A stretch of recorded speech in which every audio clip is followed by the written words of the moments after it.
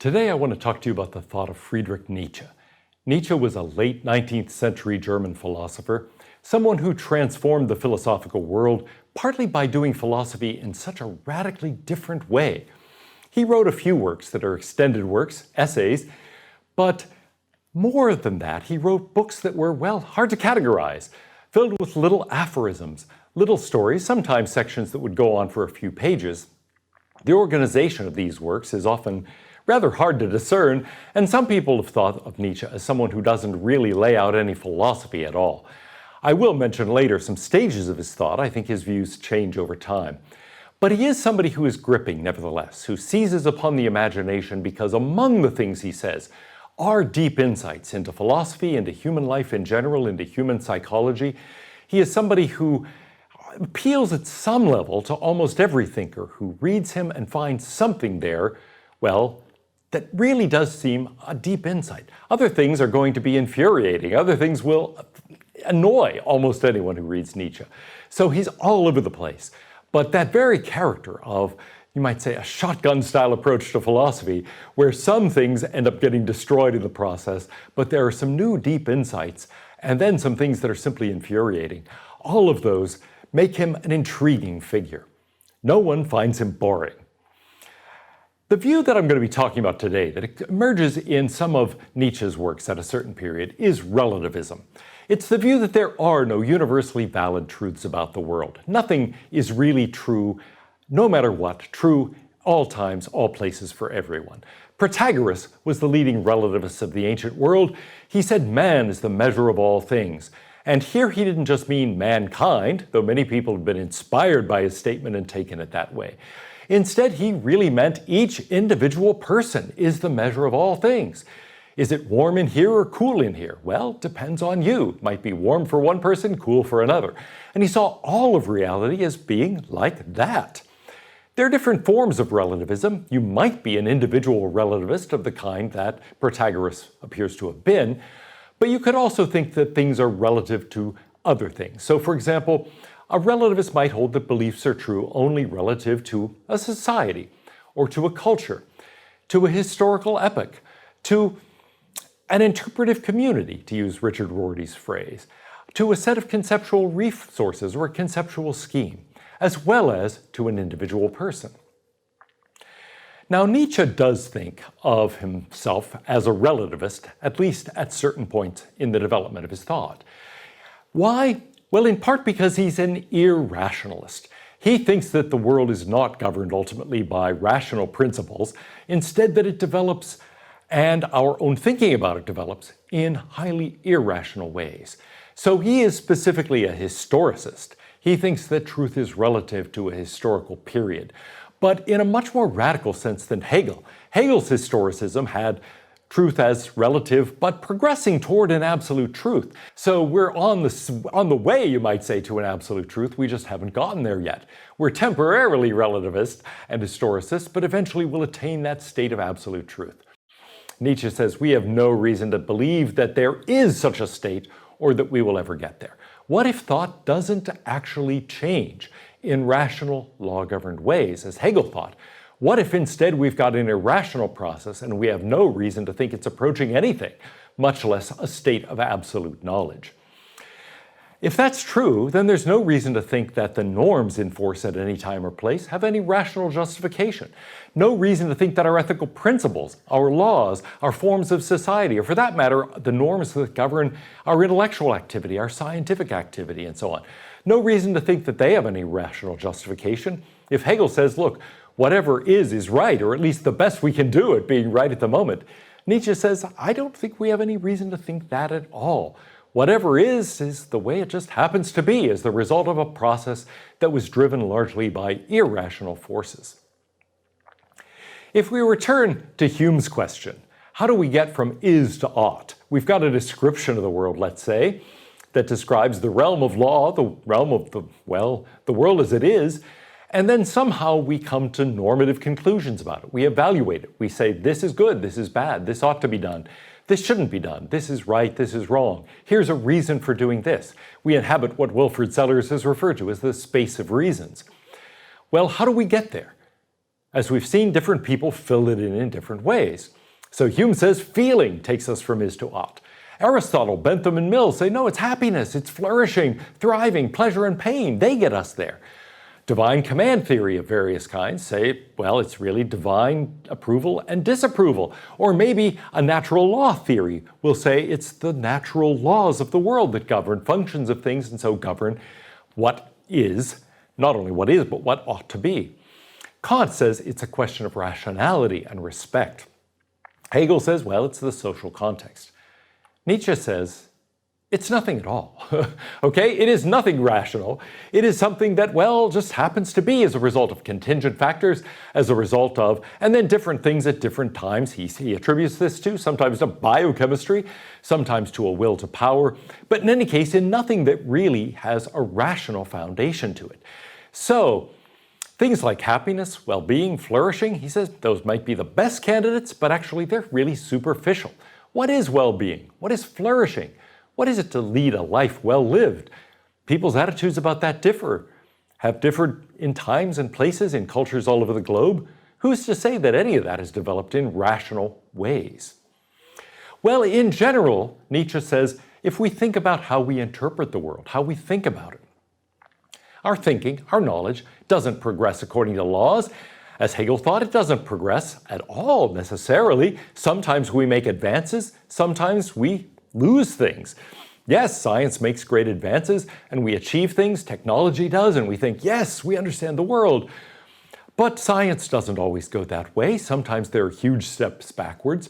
It's been that way in philosophy. We take 2 steps forward and 1 step back, sometimes 3 or 4 steps back. And so I would say only within the last few decades have we actually gotten back, in logic, for example, to anything like the level people had attained by the 14th century. And so that's a frightening thought. Wait a minute, we now think we're better off than 14th century logicians, but as of 100 years ago, we probably weren't.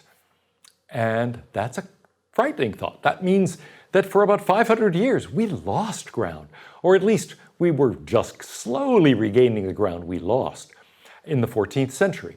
And sometimes things feel like that. In fact, sometimes when you get to be my age, you think, it seems like everything's going to hell in a handbasket. And then you think, yes, but people at my age have always thought that things are going to hell in a handbasket. They always think things are going downhill. And then you think, but what if they've all been right? What if it turns out, yes, things are just getting worse and worse?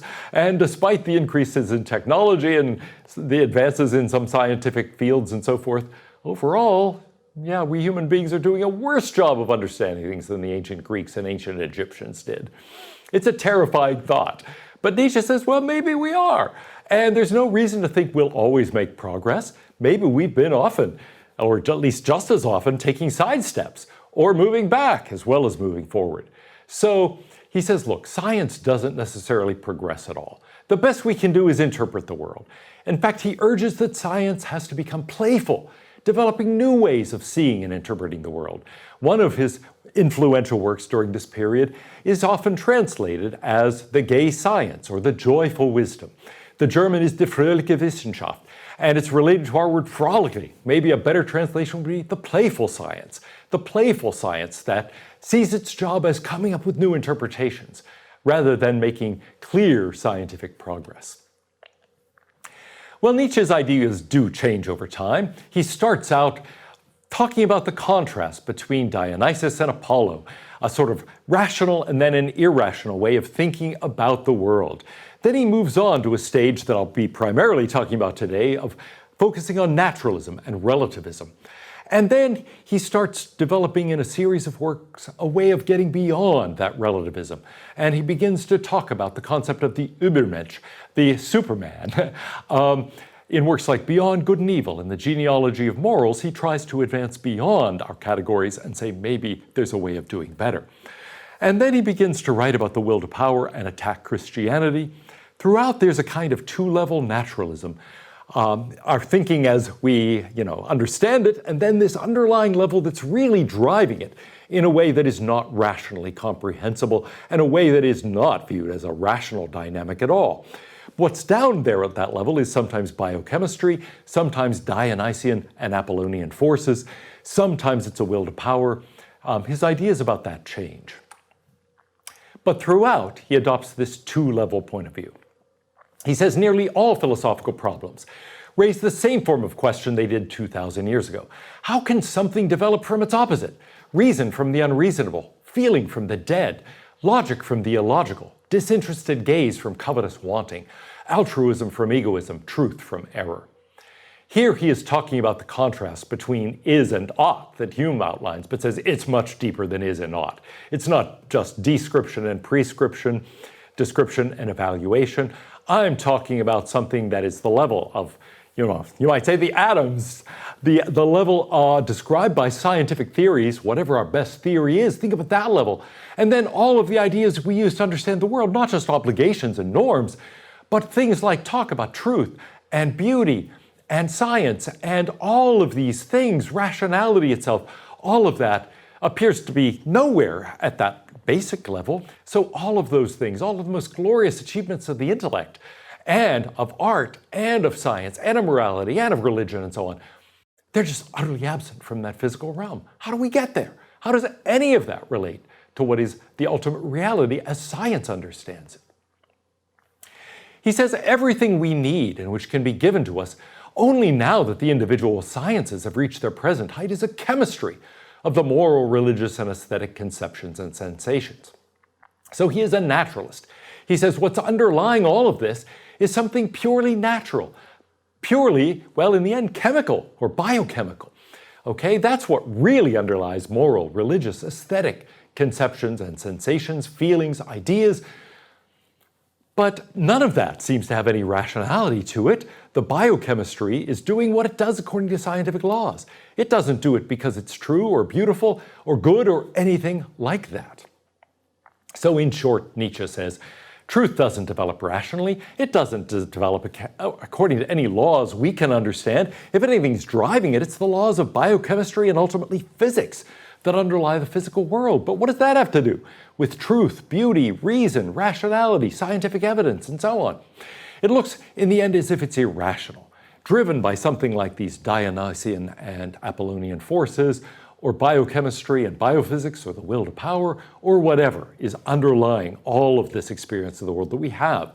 He says, what if this chemistry would reveal that in these areas, too, the most glorious colors arise from low, despised materials? Well, if that's true, what can we do? Is there anything we can take as a value? Nietzsche is often interpreted as a nihilist who says, no, in the end then, all value, all conceptions of truth, beauty, the good, all of that is ridiculous and unfounded. None of it can be given any basis. If there's anything that can, it's authenticity. Near the end of the book, he says, what does your conscience say? You are to become the person you are. That, for Nietzsche, is something like the ultimate value, if there's anything that is an ultimate value. It's a dangerous value. In the end, there's nothing but you. You can't look to anything outside yourself. You can't look to the good. You can't look to the true. You can't look to the beautiful. You can't look to God. You can't look to anything outside yourself for some kind of guide. In the end, it's just you. That's all you've got. Be true to the person you are. That's all you can be. Nothing else can be given any rational foundation at all. And notice, it's not as if we can even give that a rational foundation. We can't say, here is the understanding of truth or goodness that will give us this as an ethical command, be the person you are. We can't. It's just that everything else outside of you goes away. Everything else disappears. So in the end, there's nothing but that. That's all that's left. What does your conscience say? It can't look to God. It can't look to the good or the true or the beautiful or anything else of value. It can just look at itself and say, you are to become the person you are. The end. You better hope it's good. Well, all of this does vary with the time and with the place. They, he says, philosophers, automatically think of man as an aeterna veritas, an eternal truth, in other words, as a constant in the flux, a safe measure of things to come. Everything that philosophers say about man is no longer fundamental, but tells us something about the men of a very limited period of time. Lack of historical sense is the hereditary error of all philosophers. So Nietzsche wants philosophy to become historical, historicized. He stresses everything became what it is. There are no eternal facts. There are no absolute truths. Don't think of philosophy as uncovering the absolute truths, the eternal facts, the things that we can trust no matter what. Instead, it can tell a story about our concepts and how we've gotten there, what we might go and do with them in the future. That's it. You can give a history of our concepts of how to live. You can't give us absolute truths about how to live. He says, what's needed from now on is historical philosophizing, the virtue of modesty, to realize that we too are at a historical stage. Here's how we tell the historical story, given our own position in that history. That's all we can do. What does it mean about the nature, not of norms or philosophy, but of reality itself? He says, there is no reality for us, nor for you either, my sober friends. There is no such thing as the world independent of our thinking about it, the way the world truly is, the things in themselves. In fact, he mocks the idea of a thing in itself as an illusion. There's no such thing. Hegel was right to get rid of it. We think our ideas are ideas about this world, and this world has this mind-independent structure. And if only we could get at it and compare our ideas to the world, we'd see what's true and what's false. Nietzsche says that's the wrong conception. We have these ideas about the world. They develop over time, often in irrational ways. There's no way to step outside of them and actually compare them to the world. Here is a kind of Berkeleyan point. There is no way to get outside of this realm of ideas of ours to actually look at the thing in itself. No way to judge resemblance, no way to do that. In fact, there's no way to step outside of history and look down at history from an ahistorical perspective and say, aha, that's the absolute truth. Or as Hegel tries to do, those are the absolute governing rules of thought. Nietzsche says Hegel's imagining himself outside of history. You can't get outside of history. The best I can do as Nietzsche is to be in history saying, here's how it looks to me now. I'm starting to tell you the story. Nietzsche was a professor of classics. He starts with the Greeks and the Romans, and he gives you this picture of historical development of thinking. He says, here's roughly where I am. And I'm in a position of doubting everything and thinking, I don't think any of this has any reality beyond an expression of a certain attitude at a certain time, given a background that can maybe explain how we got here partially, but certainly cannot constitute a justification. So in the end, he is a historicist and a relativist. He says what we call the world is the result of a number of errors and fantasies, which we've gradually developed throughout the whole evolution of organic nature, have intertwined with one another, and are now left to us as the cumulative treasure of the entire past. As treasure, because the value of our humanity rests on it. What distinguishes us from mere animals is that glorious past, that cumulative treasure of philosophy, of religion, of science, of all human intellectual and cultural achievement. But look, it's all a mixture of errors and fantasies. We're all thinking, here's the way the world is. Here's how to see it. Here's the nature of God. Here's the nature of good. This is beauty. This is truth. And he's saying, yeah, we can't actually get it. All of this is error. All of this is fantasy. Nevertheless, it is what gives us dignity as human beings. That's what the value of human life and the value of humanity depend on. Well, throughout immense periods of time, the intellect produced nothing but errors. A few of these proved to be useful and helped to preserve the species. Such erroneous articles of faith include the following. And now notice he's saying these are errors, but they're almost everything that a philosopher has taken as a deep and eternal truth. So, that there are enduring things, that there are equal things, that there are things, substances, bodies, that a thing is what it appears to be, that our will is free, that what is good for me is also good in itself.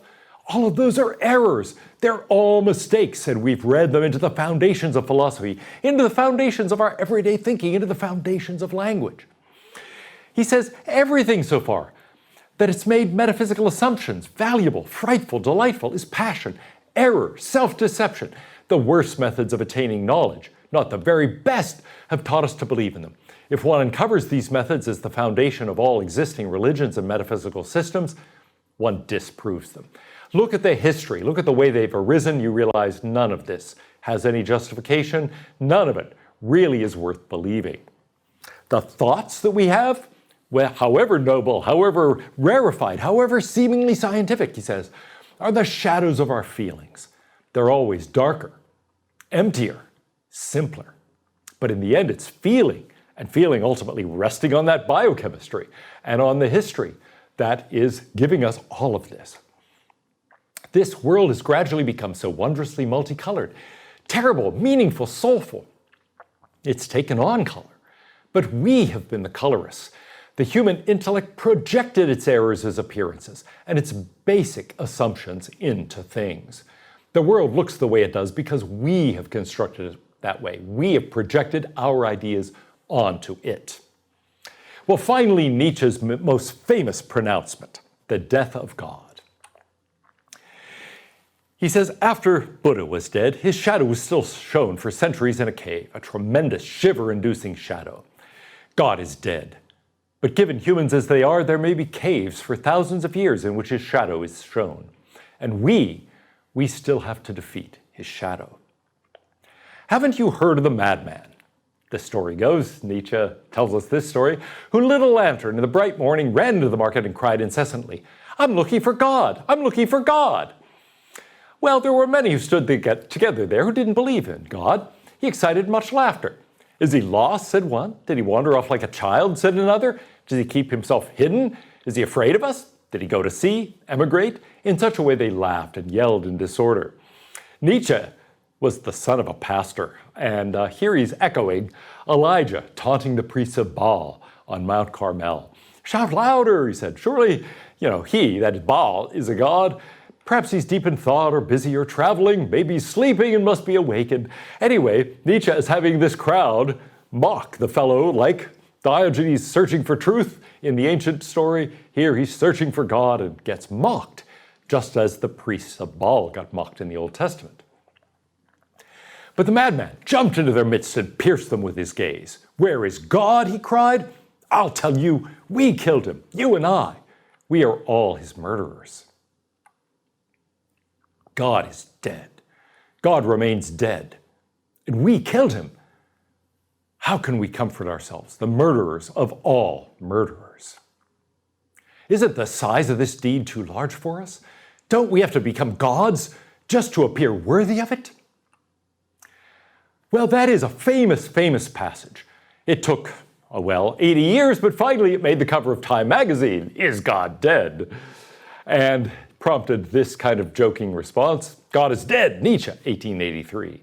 Nietzsche is dead, God, 1900. Well, anyway, however you might think about this, there's something absurd about this seemingly, right? What is he talking about? God is dead.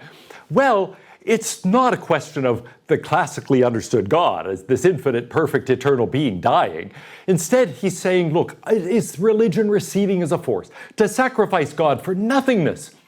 This is the paradoxical mystery of ultimate cruelty that remained in store for the generation now growing up. All of us know something about it already. In other words, he's saying our cultures have evolved in such a way that at this historical time, a belief in God is no longer the organizing force of human life. Now, certainly many people still believe in God. And maybe they're even right, Nietzsche seems to be saying. Look, I'm not making any metaphysical claim here. Although he says if I understand how all this came about, I'm going to find, this is pretty unjustified. It looks like an error in a fantasy. But the real point is this. He says, for years, for centuries, for millennia, humanity looked to something outside of itself. Looked to something outside of itself as a foundation for value. As a foundation not only for the good, but a foundation for truth, for beauty, some standard outside humanity itself and outside each individual person that it could take as giving us an explanation of what the good is, what the true is, what the beautiful is. And he says, we've traded that for nothing. Traded that for nothingness. That is to say, we've given up on treating God that way. Even religious people now, he's implying, don't tend to think of religion that way. And the culture overall doesn't look to religion for its cues anymore. But it doesn't look to anything else firm either. You might say, well, what about human happiness, human flourishing? But that turns out to be this superficial thing, and we're no better off. We say, well, it's what allows us to live well. Well, yeah, but what's that? To point to living well as the guide to living well is no help. That's vacuous. It doesn't tell us anything. So Nietzsche's saying, yeah, maybe you look to humanity, but it turns out that doesn't really tell you anything. It doesn't guide anything. It doesn't tell you what human thriving is. And so, have you traded God for Aristotle? Well, maybe you could try that, but actually, that's vague enough, it's not going to help you. And so, we've traded this guide that was the absolute standard of everything, and we've traded it for nothingness. We have no guide at all. There is nothing outside of us, nothing even that is within humanity that can really serve as any guide for us. That is the cruelty we face. We've traded this for nothingness. So what's the result of that? Something terrifying. He has a passage here where he says, look, this is what it's like to have given up the absolute in the form of God or anything else on the horizon of the infinite. We've left the land and gone to sea. We've burned the bridge behind us. Even more, we've destroyed the land behind us. Now, ship, look out, look ahead. Beside you lies the ocean. To be sure, it doesn't always roar. Every now and then it lies there like silk and gold in a fantasy of grace. But hours will come when you will recognize that it is infinite, and there is nothing more terrible than infinity. Oh, the poor bird that felt free and now pushes against the walls of this cage. Woe if a homesickness for the land strikes you, as if there would have been any more liberty there, and there is no longer any land. Think about the story of Noah out there in the ark. He sends out a bird to see if the flood has receded enough that they could try to land the ship. And he waits for a bird to be able to come back, or to actually not come back so that it has somewhere else to go. As long as there's just water, the bird comes back to the boat. If the bird goes out and doesn't come back, then the floodwaters have receded. The bird found land. Nietzsche says we're going to be in that position of Noah. We're out there in the flood, and there is no longer any land. The bird is going to go out and keep coming back. There will be no hope, because we've given it up. There is no absolute. He says we stopped looking to God, but actually we stopped looking at any other absolute either. It might have been different had we said, we've got a better conception of truth, or a better conception of beauty, or a better conception of the good. He says to the extent that we tell ourselves we do, we don't. We look at it and it turns out to be empty, hollow, superficial. There's nothing there. There's no there. And so he says, look, we end up being in the position of being out at sea, and sometimes a beautiful sea, sometimes a terrifying sea, and there is no longer any land. There is no longer anywhere to go. There is no guidepost. There are no stars up there by which we can guide. There is no longer any compass. There is nothing to guide us at all. So in the end, there are no moral phenomena, only moral interpretations of phenomena. We may construe things, but we're making it up as we go. We may say, well, let's go in that direction, but that's it.